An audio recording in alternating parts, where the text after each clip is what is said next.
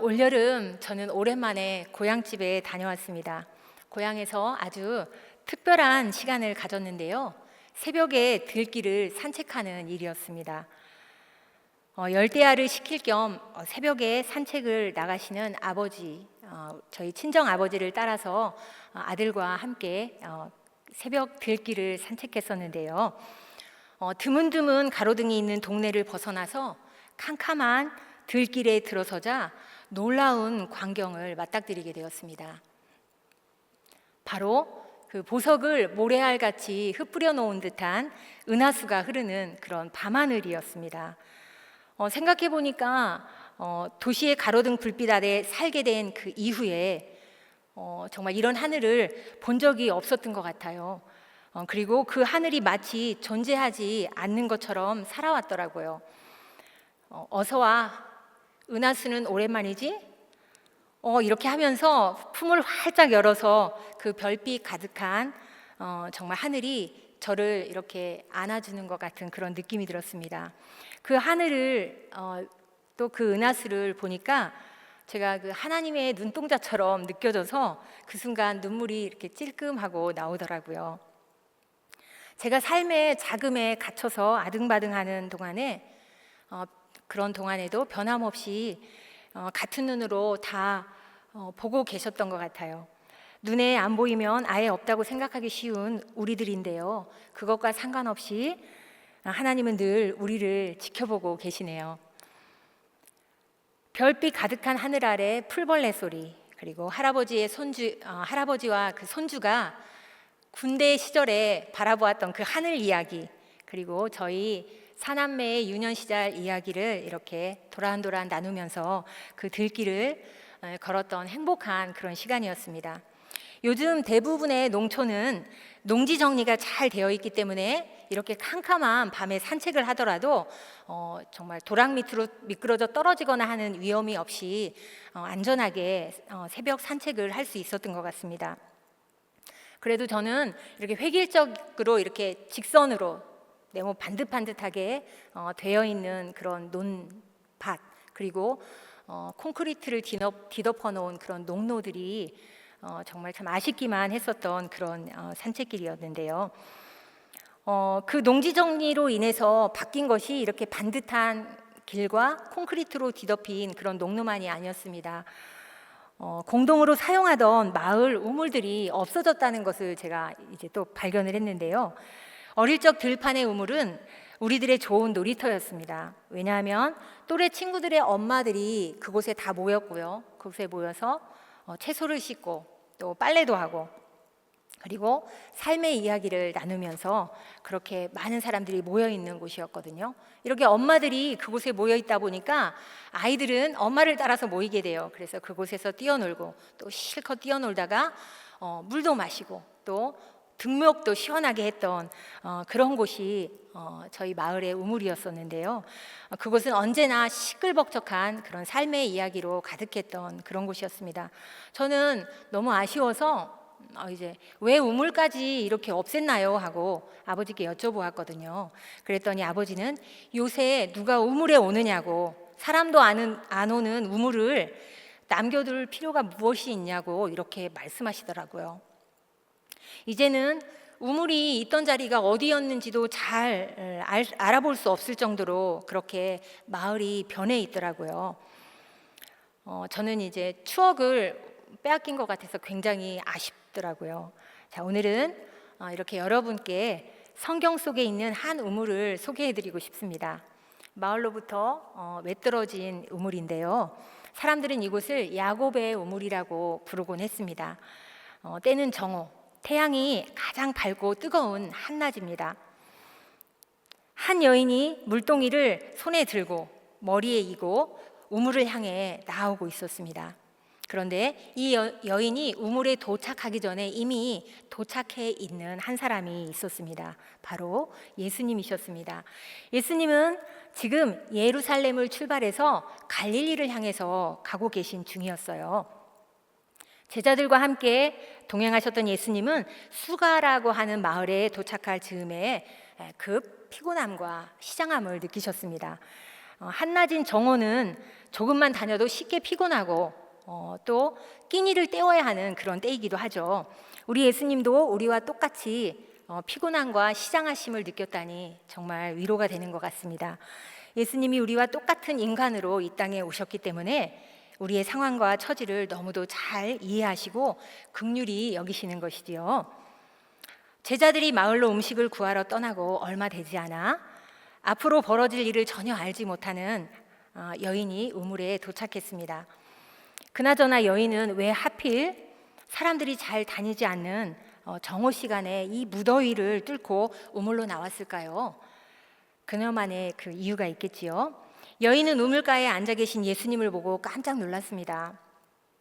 딱 봐도 유대인인데 이 사람이 이 시간에 왜 여기에 있는 거지? 또 한편으로는 마을 사람이 아니라서 정말 다행이다. 아무튼 빨리 물을 길어서 돌아가자 하고 생각했을지도 모르겠습니다. 그때 예수님이 말을 걸어오십니다. 내게 물을 좀 주시오 라고 말이죠. 나에게 마실 물을 좀 주어라. 네? 저는 사마리아 사람인데 저한테 말씀하신 건가요? 여자는 깜짝 놀랐어요. 여자는 머뭇거리며 말했어요. 여기 있어요. 드세요. 참 이상하네. 유대 사람들은 사마리아 사람들에게 말을 걸지 않는데. 여기서 잠깐 여러분도 잘 아시는 지리적이고 문화적인 이야기를 짚고 넘어가야 할 것 같습니다. 예수님은 유월절을 지키기 위해서 예루살렘에 방문하셨었던 거거든요. 그래서 거기 계시면서 성전에서 장사하는 사람들을 혼내주시기도 하시고 또 성경 교사인 니고데모를 만나셔서 이야기를 나누시기도 하셨습니다. 그래서 지금은 이제 다시 고향 갈릴리 지역으로 가셔야 되는데 여러분 이제 그쪽 지방의 지도를 보자면 여기가 예루살렘이라면 갈릴리가 여기 있어요. 그래서 이 중간에 사마리아가 있어요. 그래서 예루살렘에서 갈릴리를 가려면 사마리아를 통과해서 가는 길이 제일 빨랐죠. 그런데 이 당시 유대인들은 그렇게 바로 가지 않고 이상하게 요 옆에 있는 멀리 있는 베레아 지방을 이렇게 우회해서 갈릴리로 가곤 했어요. 굳이 이렇게 멀리 돌아서 다닐 만큼 사마리아를 싫어했던 것이죠. 이렇게 된 이유를 알려면 또 우리는 구약 시대로 거슬러 올라가야 합니다. 사마리아가 수도였던 북왕국 이스라엘이 아수르에게 침공을 당해서 멸망하게 되었어요. 그래서 많은 유대인들이 아수르로 유배를 가게 되었어요. 당시 아수르 왕이던 사르고는 그 지역을 안정시키고 평화를 유지하기 위해서 인종과 종교의 혼합 정책을 펼쳤습니다.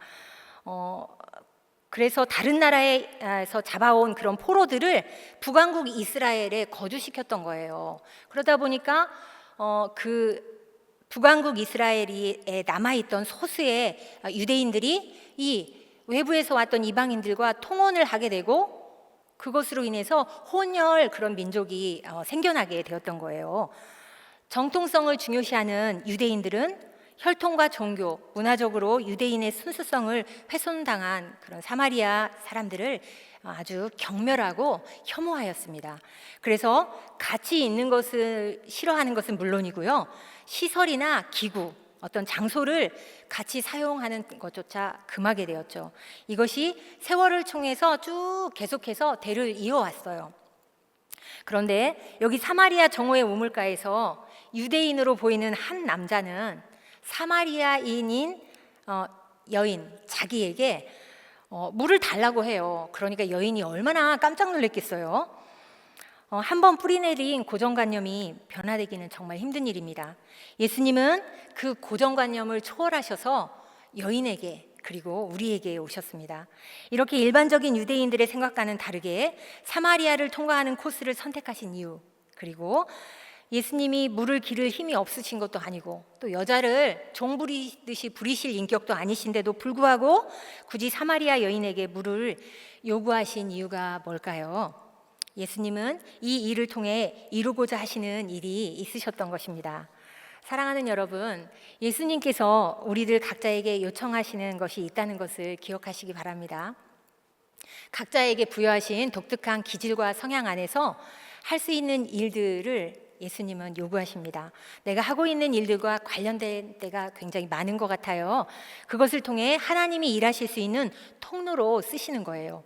예수님의 요청이 있을 때 묻지도 따지지도 말고 겸손하게 응답하시기 바랍니다. 그런 응답을 통해 하나님이 예비하신 은혜를 경험할 수 있는 것입니다. 예수님은 여인이 건네주신 물을 드셨습니다. 뜨거운 한낮에 땅속에서 솟아나오는 우물은 정말 시원합니다. 피곤하고 시장하셨던 터에 드시는 시원한 물이 아주 맛나셨을 것 같습니다. 그런데 예수님은 감사의 말을 전하는 대신 다소 엉뚱한 말씀을 하시는 겁니다. 예수님은 물을 드셨어요. 그리고 여자를 바라보며 말씀하셨어요. 내가 누구인지 안다면 오히려 내게 물을 달라고 했을 것이다. 네? 선생님이 물을 주신다고요? 이 물 말고 또 어디에 물이 있나요? 그러자 예수님이 말씀하셨어요. 이 물을 마시는 사람은 다시 목마를 것이다. 하지만 내가 주는 물을 영원히 목마르지 않을 것이다. 예수님은 하나님의 선물 생수를 언급하심으로 현재의 상황과 그녀의 관심사 안에서 이야기를 더욱 심화시켜 가십니다. 그런데 여인은 그 생수가 어디 다른 곳에 있는 우물 정도로 이해하였습니다. 예수님께서 말씀하신 마시면 다시 목마르지 아니할 생수는 무엇을 의미할까요? 시편 42편 1절에서 2절은 우리 내면의 깊은 곳에 있는 갈급함, 우리 존재의 근원에 대한 갈망이 있다고 말합니다. 그것은 목마른 사슴이 시냇물을 찾기에 갈급함 같은 것이라고 말합니다. 예수님은 하나님을 향한 개인의 갈급함을 영원히 가시게 할 수 있는 생수가 메시아라고, 그가 바로 예수님 자신이라고 말씀하셨습니다. 즉 예수님이 영원히 목마르지 않는 생수라고 말씀하신 것입니다. 영원히 목마르지 않는 생수를 마신다는 것은 무슨 뜻일까요? 예수님을 그리스도로 받아들이고 모든 삶을 예수님의 방식대로 전환하는 거예요. 몹시 덥고 갈증이 심할 때 눈앞에 물이 있다고 상상해 보십시오. 보니까 진짜 맑고 살얼음도 살짝 끼어 있고 또 그릇 표면에 송글송글 물방울도 이렇게 맺혀 있는 것이 정말 시원해 보입니다. 와, 시원한 물이로구나. 깨끗하고 시원한 물이라는 것을 보고 느끼고 감탄하고 바라보는 것만으로는 갈증이 해소되지 않지요. 간접적인 체험일 뿐입니다. 말씀을 묵상하고 또 듣고 깨달음 때문에 감격하지만 그것을 삶으로 살아내지 않는 것도 마찬가지입니다. 이렇다 보니까 평생 교회를 다녀도 예수님을 만나지 못하는 사람들이 많아요. 생수를 마셔야 갈증이 해결되는데요. 문자나 들려지는 객관적인 진리로 예수님을 정의하고 지식적으로는 알 수 있지만 인격적으로는 만날 수 없지요. 그러니까 해소되지 않는 갈증 때문에 자꾸만 다른 물을 찾게 되는 거예요. 인간적인 사랑과 부와 명예 같은 거요. 좋아하는 취미에 심취하기도 하지요. 이것들로 인생의 깊은 갈증이 해소되겠습니까, 여러분? 또 다른 물을 계속해서 찾으러 갈 수밖에 없겠죠. 사랑하는 여러분, 우리 자신의 진짜 삶을 통해 말씀을 지키며 그런 살아내는 주관적인 경험으로 예수님을 만나야 영혼의 갈증이 해소됩니다. 매일매일 말씀으로 예수님의 뜻을 알고 깨닫는 것에 그치지 마시기 바랍니다. 적극적인 삶으로 깨달은 것을 살아내므로 생수이신 예수님을 만나고 그로 인해 인생의 갈증이 시원하게 해소되는 여러분과 저의 삶이 되었으면 좋겠습니다. 이제 여인은 점점 독특한 예수님의 말씀에 흥미를 느끼게 됩니다. 정확히 알 수는 없지만 살짝 능력자가 아닐까 하고 생각했을 수도 있겠습니다. 그녀는 예수님께 생수를 자기한테도 좀 달라고, 다시는 이 더위에 물 기르지 않아도 될 수 있도록 좀 해달라고 요청합니다. 그런데 예수님은 이번에도 그녀의 요구와 상관없이 엉뚱한 요구를 하십니다. 남편을 불러오라고 하는 것이었습니다. 갈수록 태산이죠. 이제 대화의 주제가 예수님의 생수에서 여인의 생활로 옮겨갔습니다. 여인은 어떠한 설명도 덧붙이지 않고 나는 남편이 없습니다 라고 대답합니다. 그녀는 이미 예수님은 이렇게 해서 속아 넘어갈 그런 분이 아니로구나 하는 것을 알았던 것 같습니다. 그녀는 5 남편을 거쳐 현재 6번째 남자와 동거하고 있었습니다. 예수님은 이미 그녀의 삶을 알고 계셨지만 그녀의 답변에 대해 그저 맞는 말이라고 말씀하셨습니다. 그리고 일체의 다른 말씀을 덧붙이지 않고 여인의 정확한 상황을 꿰뚫어서 말씀하셨습니다. 예수님은 어떤 비판이나 판단이 없이 단순하게 그녀의 삶을 서술하신 것입니다. 그녀가 자신이 처한 상황에 대해 객관적으로 보고 명확한 결론을 내릴 수 있도록 하신 거예요. 아마도 그녀는 다시 한번 드러내고 싶지 않은 아픔과 또 죄된 자신의 삶을 직면하게 되었을 것입니다. 우리의 약한 부분을 건드려서 찔림을 유발하시는 예수님, 말씀을 통해 우리에게도 날마다 일어나는 일이죠. 찔림을 가장 극대화시키는 성경은 잠언이 아닐까 이렇게 생각합니다. 여러분, 요즘 주님과 함께 묵상하시면서 많이 찔리고 계신가요? 저는 너무 찔려서 거의 죽을 지경입니다. 하나님의 자녀는 말씀을 통해 과거가 청산되고 회개가 일어나야 변화되고 성장할 수 있습니다. 계속되는 찔림 속에서도 말씀 묵상하기를 그치지 마시기 바랍니다. 이제 우물가의 그녀는 예수님이 인간과 사물, 그 미래와 감추어진 과거까지도 다 볼 수 있는 능력을 가진 선지자가 틀림없다고 생각하게 되었습니다. 갑자기 그녀가 유대인과 사마리아인들 사이에 논란이 되고 있는 예배의 이슈를 예수님 앞에 꺼내놓습니다. 두근두근 사마리아 여자가 말했어요. 선생님은 하나님께서 보내신 선지자군요. 선생님, 제가 궁금한 것이 있어요. 옛날부터 우리 조상들은 산에서 예배하라고 했어요. 하지만 어떤 사람들은 예루살렘에서만 예배해야 한다고 하네요. 도대체 어디서 예배하는 것이 맞을까요? 제발 좀 가르쳐 주세요. 그러자 예수님이 말씀하셨어요. 어디서 예배하는지는 중요하지 않단다. 네? 그게 중요하지 않다고요? 예배하는 사람들은 영과 진리로 예배해야 한단다. 하나님께서는 눈에 보이지 않지만 하나님께서 함께 계신 것을 믿고 마음을 다해 예배해야 한단다. 아하, 그렇군요. 예수님은 이런 이슈를 꺼내는 그녀의 세속적인 생활 방식에 대해서 지적하며 설교하지 않으셨습니다. 오히려 그녀의 관심을 경청하며 참된 예배 장소에 대해 대화를 시작하셨습니다. 유대의 전통은 신명기 12장에 근거해서 예루살렘만이 성전을 세울 수 있는 곳이고 성전 이외의 다른 장소에서 절대로 예배를 드릴 수 없도록 규정하였습니다. 사마리아인들 또한 신명기 11장과 27장 말씀을 근거로 그리심산에 예배 처소를 세웠습니다. 그런데 에스라와 느헤미야 시대에 그 스룹바벨 성전을 재건하는 일에 사마리아인들이 돕겠다고 제안한 것을 유대인들이 거절했어요. 그 사건으로 인해서 이제 분열이 시작되었습니다. 그로부터 이들 사이에는 누가 옳은지에 대한 논쟁이 지속적으로 반복되게 된 것입니다. 시간이 지난 뒤에 히브리 정경은 예루살렘을 예배 처소로 인정하게 됩니다. 그렇지만 모세 오경의 권위말을 인정하는 사마리아인들은 그것을 받아들일 수가 없었죠. 그런데요, 유대인과 사마리아인이 예루살렘이냐 그리심산이냐를 두고 다투고 있었지만 결국은 그들 모두가 특정한 장소에서 하나님을 예배하는 것만이 하나님께서 받으시는 진정한 예배라고 믿고 있었던 것입니다. 장소가 중요했던 것이죠. 여인은 지금 유대인 선지자가 이 문제에 대해서 어떻게 생각하고 있는지 무척 궁금했습니다.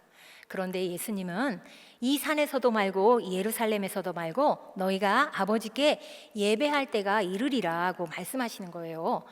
이러한 장소 중심의 문제 자체가 잘못되었음을 말씀하신 겁니다. 예배의 본질은 장소, 분위기와 형식의 문제가 아니라는 것이죠. 참된 예배는 누구를 향한 것인가가 분명해야 합니다. 그 대상은 분명히 알아야 한다는 것이에요. 하나님을 예배하느냐 아니냐가 문제인 것이죠. 22절에는 예수님은 너희는 알지 못하는 것을 예배하고 우리는 아는 것을 예배하노니 이는 구원이 유대인에게서 남이라, 이렇게 말씀하고 계세요. 사마리아인들은 예배를 드렸지만 분명한 대상이 없었습니다. 하나님과 무관한 예배를 드렸던 거예요. 모세 오경만을 성경으로 사용했기 때문에 구약의 다른 부분에서 가르치고 있는 예배가 무엇인지 전혀 알 수가 없었던 거예요. 그에 반해 유대인들은 구약 성경을 기반으로 한 지식을 통해 예배의 대상을 알고 있었습니다. 그리고 구원이 유대인에게서 난다는 구약 성경의 계시를 통해 메시아가 유대인에게서 나올 것을 믿었습니다. 물론 단순히 믿는 것과 인격적으로 받아들이는 것은 다른 문제지만요. 예수님께서는 하나님께 예배하는 자들이 영과 진리로 예배할 때가 왔다고 선언하셨습니다. 하나님은 영이시기 때문에 장소와 시간에 제한을 받지 않으십니다. 그분은 어느 곳에나 임재하시고 언제 어디서나 예배를 받으실 수 있습니다. 그러므로 예수님께서는 예배의 장소가 중요한 것이 아니라 태도가 중요하다고 말씀하신 것입니다. 참되게 예배하는 자들은 예배하는 방식에 의해 구별됩니다. 영과 진리로 예배해야 합니다. 여기서 영은 각 사람의 마음의 중심을 가리킵니다. 우리들의 보이지 않는 마음의 중심인 영을 통하여 하나님과 화해하고 교통할 때에 참된 예배가 일어날 수 있습니다. 하나님은 영이시기 때문에 형식주의와 겉으로 보이기 위한 거칠애를 용납하지 않으십니다. 깨끗하고 진실한 마음으로 나아갈 때 하나님께서 우리의 예배를 기쁘게 받으십니다. 영으로 예배하기 위해서는 먼저 성령님을 구해야 합니다. 성령님이 주장하시는 예배를 드릴 수 있도록 초청하며 기도해야 합니다. 그리고 눈에 보이지 않는 하나님을 우리의 영으로 느끼고 만나기 위해서는 눈에 보이는 것에 집중하는 것을 그쳐야 합니다. 참된 예배는 진리 안에서 드리는 예배입니다. 말씀이 결여된 채 분위기와 열정만으로 드리는 예배는 참된 예배가 아닙니다.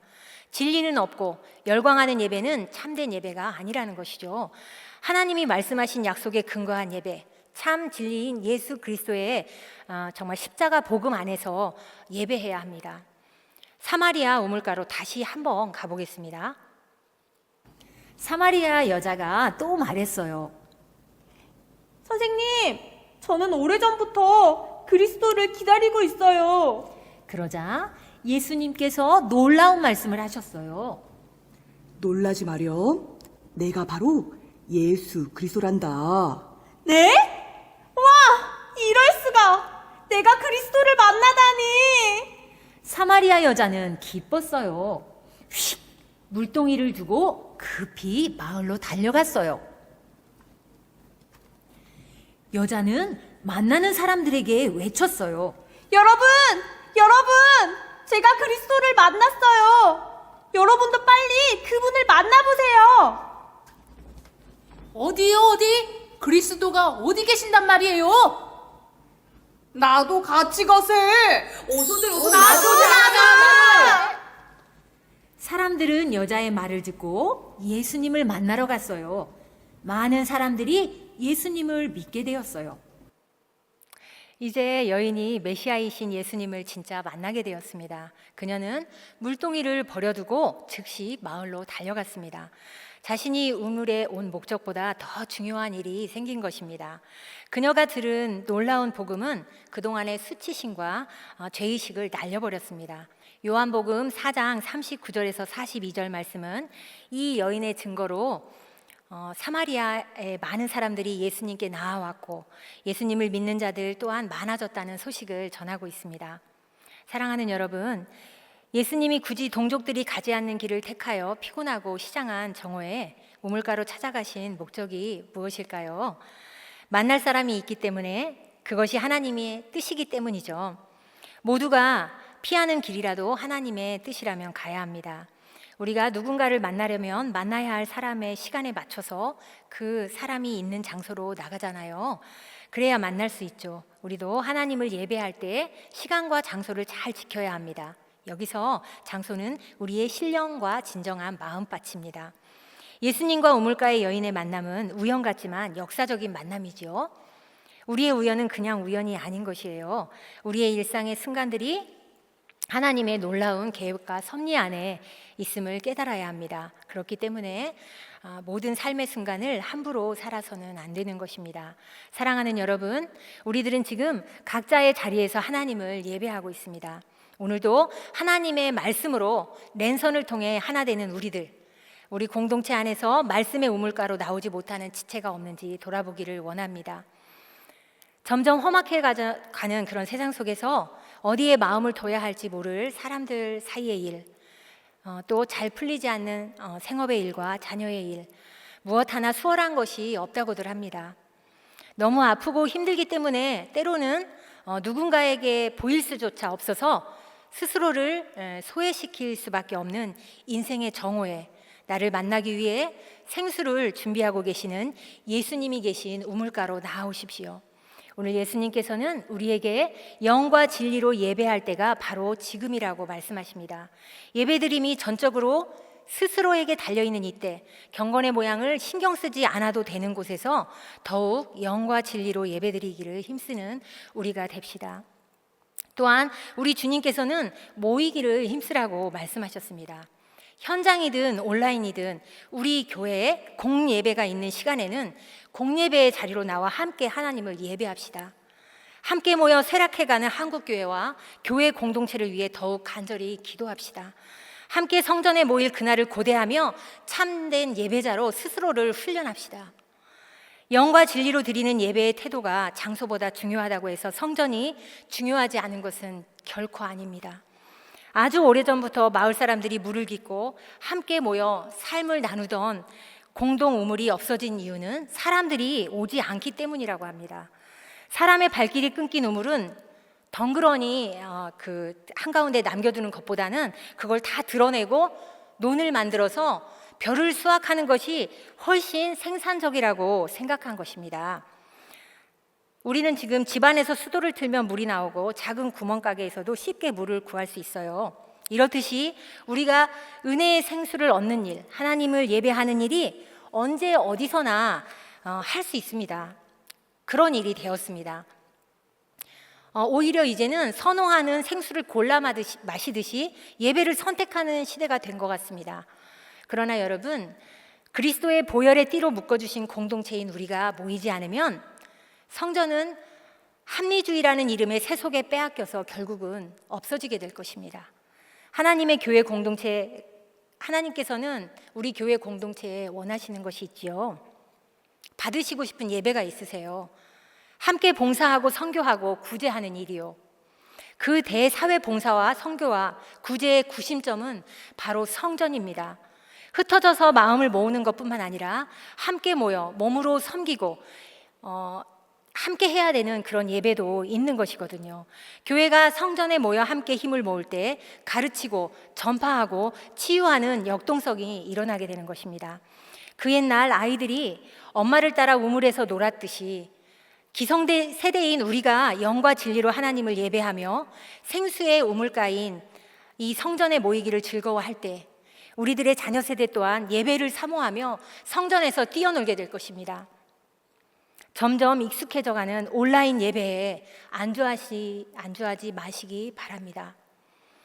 각자의 자리에서 삶을 통해 영과 진리로 예배하며 함께 섬기며 하나님이 기뻐하시는 예배 공동체를 이루어가는 능력으로 인생의 정오를 살아가는 목마른 자들에게 예수님의 생수를 퍼올려주는 은혜의 우물, 우리는 주님의 교회입니다. 함께 기도하겠습니다. 진리와 참 생명이신 우리들의 아버지 하나님, 정오를 살아가는 저희들에게 생수이신 예수 그리스도를 보내주셔서 감사합니다. 흩어져서 예배하는 주님의 교회가 영과 진리로 하나님을 예배하는 공동체 되게 하옵소서. 어려운 시간 속에서도 실망하지 않고 다시 모여 하나님을 예배할 날을 기대하며 참된 예배자로 거듭나는 우리 모두가 되게 하여 주옵소서. 사회가 발전할수록 영혼 깊은 곳에 갈증이 깊어가는 인생들에게 예수님의 생수를 퍼올려 줄 수 있는 하나님이 기뻐하시는 정오의 우물로 주님의 교회를 사용하여 주옵소서.